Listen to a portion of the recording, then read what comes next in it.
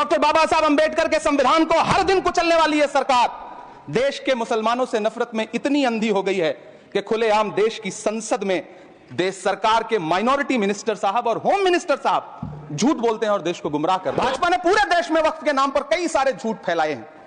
ये जो वक्फ की जमीनें हैं, ये हमारे पुरखों ने धार्मिक कामों के लिए डोनेट किया है, तो हम भी तो इसी देश के नागरिक हैं। तो वक्फ की जमीनें भी तो इसी देश की जमीनें हैं, उनको पराया क्यों बोलते हैं आप? धन्यवाद सभापति महोदय। हम ही को कातिल कहेगी दुनिया, हमारा ही कत्लेआम होगा। हम ही कुएं खोदते फिरेंगे, हम ही पे पानी हराम होगा। सभापति महोदय, सन 1947 में दिल्ली की जामा मस्जिद की तारीखी सीढ़ियों पर खड़े होकर के भारत रत्न मौलाना अबुल कलाम आजाद साहब ने कहा था कि मुसलमानों कहां जा रहे हो, यह है तुम्हारा मुल्क, यहां तुम्हारे आबाओ अजदाद की कब्रें हैं। उस वक्त मौलाना आजाद की ये सदाएं सुन करके लोगों ने अपने सरों की गठरियां उतार करके रख दी थी। आज उसी दिल्ली में मौजूद देश की संसद में एक बिल आया है जो हमसे उसी जामा मस्जिद की सीढ़ियों के सबूत मांगेगा, जो उन्हीं सीढ़ियों के पास अपनी कब्र में सोए हुए मौलाना आजाद को फिर से कब्र से सदा देनी पड़ेगी कि ये जो कब्र है वो मेरी कब्र है, ये किसी सरकार की जागीर नहीं है। सभापति महोदय, मैं जहां खड़ा हूं इसी संसद भवन के सामने सड़क के उस पार अपनी कब्र में सोए हुए भारत के पूर्व राष्ट्रपति फखरुद्दीन अली अहमद की कब्र है। शायद अब उस कब्र से भी सदाएं आए कि यह कब्र मेरी कब्र है, यह सरकार की जागीर नहीं है। सभापति महोदय, मैं वक्फ कानूनों में किए जा रहे संविधान विरोधी बदलावों के खिलाफ बोलने के लिए खड़ा हुआ हूं। संविधान का आर्टिकल 14 हो, 29 हो, 30 हो, चीख चीख कर कहता है कि देश में सब बराबर के हकदार हैं। आर्टिकल 26 कहता है कि सबको अपने अपने मजहबी कामों के लिए मंदिर, मस्जिद, गिरजाघर, गुरुद्वारों का निर्माण करने का हक है और उसका रखरखाव का भी हक है। लेकिन डॉक्टर बाबा साहब अंबेडकर के संविधान को हर दिन कुचलने वाली है सरकार। देश के मुसलमानों से नफरत में इतनी अंधी हो गई है कि खुलेआम देश की संसद में देश सरकार के माइनॉरिटी मिनिस्टर साहब और होम मिनिस्टर साहब झूठ बोलते हैं और देश को गुमराह करते हैं, झूठ शब्द असत्य बोलते हैं। सरकार ने इस बिल का नाम उम्मीद रखा है।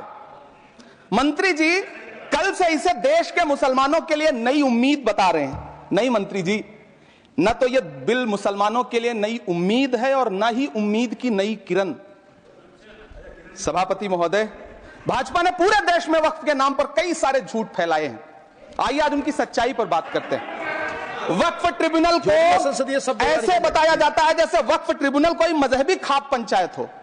सभापति महोदय, जबकि सच्चाई यह है कि वक्फ ट्रिब्यूनल भी तो सरकारी न्यायिक विभाग है जिसमें सरकार द्वारा नियुक्त जज होते हैं, जिसमें प्रशासनिक अधिकारी होते हैं, कहीं ऊपर से थोड़ी आ गए।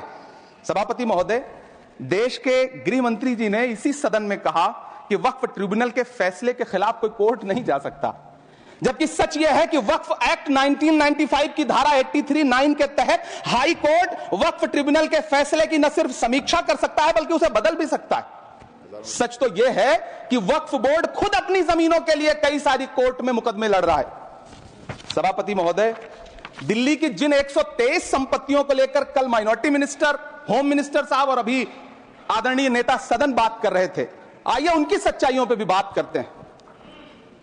1911 में जब अंग्रेजी हुकूमत ने कोलकाता के बजाय दिल्ली को राजधानी बनाने का फैसला किया तो रायसीना हिल्स के चारों तरफ जो मुसलमानों की ढेर सारी जमीनें थी उनको एक्वायर किया गया और लुटियन को इसकी तामीर की जिम्मेदारी सौंपी गई। सेंट्रल विस्टा की तरह लुटियन जोन का मेगा प्लान तैयार हुआ, लेकिन उस वक्त के मुसलमानों ने उस वक्त की अंग्रेजी हुकूमत से अपनी इबादत गाहों को बचाने के लिए लड़ाई लड़ी। मामला ब्रिटिश गवर्नमेंट तक पहुंचा। तब यह तय हुआ कि वो जो धार्मिक स्थल हैं उन्हें जस का तस रहने दिया जाएगा। इंडिया गेट के बगल वाली मस्जिद हो, जाब्तागंज, सुनहरी बाग मस्जिद हो, पार्लियामेंट रोड वाली मस्जिद हो, ऐसी 123 संपत्तियों के मैनेजमेंट के लिए 1913 में मुसलमान वक्फ वैलिडेशन एक्ट बना और उसके बाद एक नया शहर बसाया गया जिसे लुटियंस जोन का नाम दिया गया।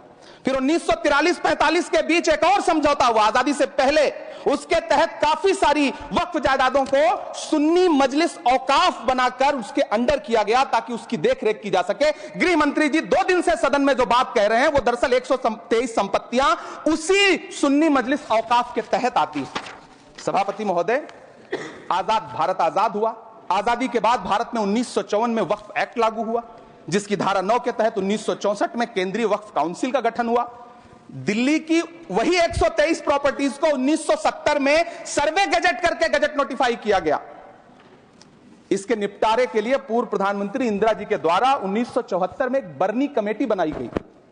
बर्नी कमेटी ने 1976 में इन 123 संपत्तियों को दिल्ली वक्फ बोर्ड की संपत्ति होने की रिपोर्ट सौंपी।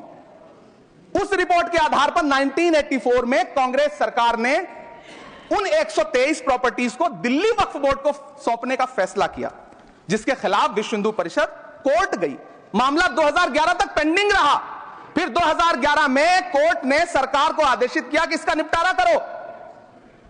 तब 2013 में तत्कालीन यूपीए सरकार ने दिल्ली की उन्हीं 123 जायदादों को बर्नी कमेटी की सिफारिशों के मुताबिक वक्फ बोर्ड के हवाले किया। यही वो प्रॉपर्टीज हैं जिनके नाम से गृहमंत्री जी कल से कांग्रेस को कोस रहे हैं। फिर आई 2014 में भाजपा की सरकार, जो तब से इन जमीनों को हड़पने की साजिश कर रही है। जिस बिल को मुसलमानों के हुकूक की हिफाजत करने वाला बिल बताया जा रहा है, उसी को पेश करने के लिए और उस पर बात करने के लिए लोकसभा में भाजपा सरकार के पास एक भी मुस्लिम सांसद नहीं है। जिस वक्त, मैं लोकसभा कह रहा हूं, सुना करिए, जिस वक्फ बिल को मुस्लिम महिलाओं को हक दिलाने वाला बताया जा रहा है, उसे संसद में पेश करने वाली पार्टी के पास न तो राज्यसभा में, न लोकसभा में, न देश की किसी विधानसभा में एक भी मुस्लिम महिला सदस्य नहीं। कल किरण रिजिजू जी कह रहे थे कि रेलवे की जमीनें देश की जमीनें हैं, डिफेंस की जमीनें देश की जमीनें हैं। हां मंत्री जी, हैं, बिल्कुल हैं। ये जो वक्फ की जमीनें हैं, ये हमारे पुरखों ने धार्मिक कामों के लिए डोनेट किया है, तो हम भी तो इसी देश के नागरिक हैं, हम भी तो इसी देश के बेटे हैं, तो वक्फ की जमीनें भी तो इसी देश की जमीनें हैं। उनको पराया क्यों बोलते हैं आप? सभापति महोदय अशफाकुल्लाह खान जब फैजाबाद की जेल में फांसी के फंदे पर झूल रहे थे, तो इसी देश की जमीन के लिए झूल रहे थे ना। सभापति महोदय, अंडमान की जेल में काला पानी की सजा काटकर अपनी जान देने वाले मौलाना फजले हक खैराबादी हो या शेर खान अफरीदी हो, वो भी तो इसी जमीन के लिए अपनी जान दे रहे थे ना। सभापति महोदय, पाकिस्तान के खिलाफ लड़ते हुए अपनी जान देने वाले महावीर चक्र विजेता ब्रिगेडियर उस्मान हो या पाकिस्तान के पैटर्न टैंक उड़ाने वाला परमवीर चक्र विजेता वीर अब्दुल हमीद हो, वो भी तो इसी जमीन के लिए अपनी जान दे रहा था ना। और मंत्री जी, मैं इस सदन में अलल ऐलान ये कहता हूं कि जब भी इस देश की जमीन को लहू की जरूरत होगी, आपसे 2 कदम आगे इमरान खड़ा मिलेगा, ये मैं आपसे यकीन दिलाते हुए कह रहा हूं। सभापति महोदय, मैं सरकार से कहना चाहता हूं, हमसे हमारी इबादत गाहें तो मत छीनिए ना, हमारे घरों पे बुलडोजर तो मत चलाइए ना, हमारी कब्रों में तो हमें सुकून से सोने दीजिए ना। सभापति महोदय, माइनॉरिटी मिनिस्ट्री का बजट कट करके, मुस्लिम बच्चों की स्कॉलरशिप बंद करके अब सरकार कह रही है कि हम वक्फ की आमदनी से गरीब मुसलमानों का भला करेंगे। गुजरात की बेटी बिल्किस के बलात्कारियों की रिहाई के बाद उन्हें माला पहनाने वाली लोगों के नेता यह कह रहे हैं कि यह बिल मुस्लिम महिलाओं को उनका हक दिलाएगा। धन्यवाद मोदी जी, क्या बढ़िया सौगातें मोदी दे रहे हैं आप। पहले हमें गुजराते मोदी दिया, आप सौगातें मोदी दे रहे हैं। लेकिन यह सरकार इतना याद रखे कि इसी ठसक के साथ देश की संसद में सीए का कानून भी लाया गया था और कहा गया था बड़े बड़े भाषण देकर के कि पड़ोसी देशों से हिंदू भाइयों को ला करके यहां नागरिकता दी जाएगी। लेकिन मैं आपके संज्ञान में लाता हूं सर कि पिछले इतने दिनों में इनसे नागरिकता लेने के लिए 2000 व्यक्ति भी नहीं आए, जबकि इसके उलट इन्हीं की सरकार में पिछले 10 साल में 15 लाख से ज्यादा भारतीयों ने भारत की नागरिकता छोड़ करके दूसरे देश में जाकर के बस गए। यह हुआ उस कानून का अंजाम। सभापति महोदय, इसी तरह की जिद के साथ किसानों के खिलाफ भी कानून लाए गए थे। जिस तरह आज वक्फ के फायदे गिनाए जा रहे हैं, उसी तरह से किसानों को भी कृषि कानूनों के फायदे गिनाए गए थे। लेकिन अंजाम क्या हुआ? 700 किसानों की शहादत लेने के बाद सरकार को अन्नदाता किसानों के सामने घुटने टेकने पड़े और कृषि कानून वापस लेने पड़े। जिल्ले इलाही, जमहूरियत जो है वो नफरत और ठसक से नहीं चलती है, अकड़ से नहीं चलती है, उसमें सबकी हिस्सेदारी जरूरी है। कल देश के माइनॉरिटी मिनिस्टर ने लोकसभा में खड़े होकर एक शेर सुनाया था कि मुझसे कोई बदगुमान न हो, तो मैं उन्हें एक शेर सुनाना चाहता हूं कि मैं आज जद पे हूं तो इतना खुशगुमान न हो, मैं आज जद पे हूं तो इतना खुशगुमान न हो, चिराग सबके बुझेंगे हवा किसी की नहीं। नीतीश कुमार जी हो, चंद्रबाबू नायडू जी हो, चिराग पासवान जी हो, जयंत चौधरी जी हो, देवे गौड़ा जी हो, जीतन राम मांझी जी हो, सबको समझना पड़ेगा कि जब जंगल में आग लगती है तो न वो बरगद बचते हैं जो हवा को आंधी में तब्दील करते हैं, न वो बांस बचते हैं जो आपसी रगड़ से चिंगारी पैदा करते हैं। सभापति महोदय, जब देश को मनमोहन सिंह साहब जैसा काबिल प्रधानमंत्री मिलता है तो देश को आरटीआई जैसा एक्ट मिलता है, सेज जैसा एक्ट मिलता है, मनरेगा जैसा एक्ट मिलता है, लिबरलाइजेशन मिलता है, राइट टू एजुकेशन मिलता है, नेशनल फूड सिक्योरिटी एक्ट मिलता है। लेकिन जब देश को सौगातें मोदी मिलती है तो क्या मिलता है? सीए मिलता है, फॉर्म्स लॉ मिलता है, आर्टिकल 370 मिलता है, इलेक्टोरल बॉन्ड जैसा एक्ट मिलता है और वक्फ अमेंडमेंट एक्ट जैसे बिल देश को मिलते हैं। मुझे तो अपने हमवतन भाइयों से पूछना है कि आपको अपने बच्चों की तरक्की, खुशहाली और नौकरी की दरकार है या फिर मुसलमानों की दान की गई जमीनों को लूटकर धन्ना सेठों को देने की साजिश करने वाले कानून की? सभापति महोदय, यह सरकार रात के 3 बजे तक पूरे देश को जगा करके संसद में अपने ही नागरिकों को नीचा दिखाने के लिए वक्फ बिल ला रही थी, तो उधर रात के 1:30 बजे अमेरिका हम पर 26% टैरिफ लगा रहा था। सरकार की प्राथमिकताएं देश को पता।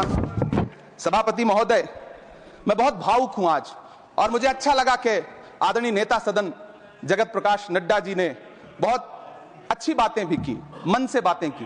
क्योंकि उनके नाम में प्रकाश जुड़ा है तो मैं उनमें हमेशा एक रोशनी की किरण देखता हूं। मैं उनके सामने बहुत अदब से यह बात कहना चाहता हूं कि चिरागों के सफर में दबदबा हो आंधियों का तो फिर अंजाम जुल्मत के सिवा कुछ भी नहीं होगा। यह दुनिया नफरतों के आखिरी स्टेज पर है, इलाज इसका मोहब्बत के सिवा कुछ भी नहीं होगा। मैं भावुक हूं, मेरी पलकें गीली हैं। अगर देश की एक बहुत बड़ी आबादी को लगता है कि आप उसका भला करने के लिए नहीं बल्कि उनकी इबादतगाहों, उनकी कब्रिस्तानों, उनकी खानकाहों को बर्बाद करने का बिल ला रहे हैं, तो फिर आप अगर समझाने में नाकामयाब रहे हैं तो यह आपकी नाकामयाबी है। पहले समझाइए, उसके बाद कोई बिल लेकर के आइए, तब शायद हम आपका इतनी पुरजोर तरीके से विरोध ना करें। लेकिन सभापति महोदय, मैं अंत में सिर्फ इतना कहना चाहता हूं कि इस बिल में जो भी पॉइंट्स दिए गए हैं, बॉम्सी पोर्टल देख लीजिए, सरकार का झूठ आपको पकड़ में आ जाएगा। हम डरे नहीं हैं, हम सिर्फ सरकार से अपील कर रहे हैं कि हमें अपना समझिए। हम आपके अपने हैं, इस देश के नागरिक हैं, और आप ताकत में हैं। संख्या बल के आधार पर बिल हो सकता है आप पास करा ले, लेकिन आपको यह बात समझनी पड़ेगी कि हम तो वो तारीख हैं, जहनों में रहना है जिसे कागजी पुर्जे नहीं जो फाड़ डाले जाएंगे। जिस जमीन पर मैं खड़ा हूं यह मेरी पहचान है। आप आंधी हैं तो क्या मुझको उड़ा ले जाएंगे? आपको यह बात समझनी पड़ेगी।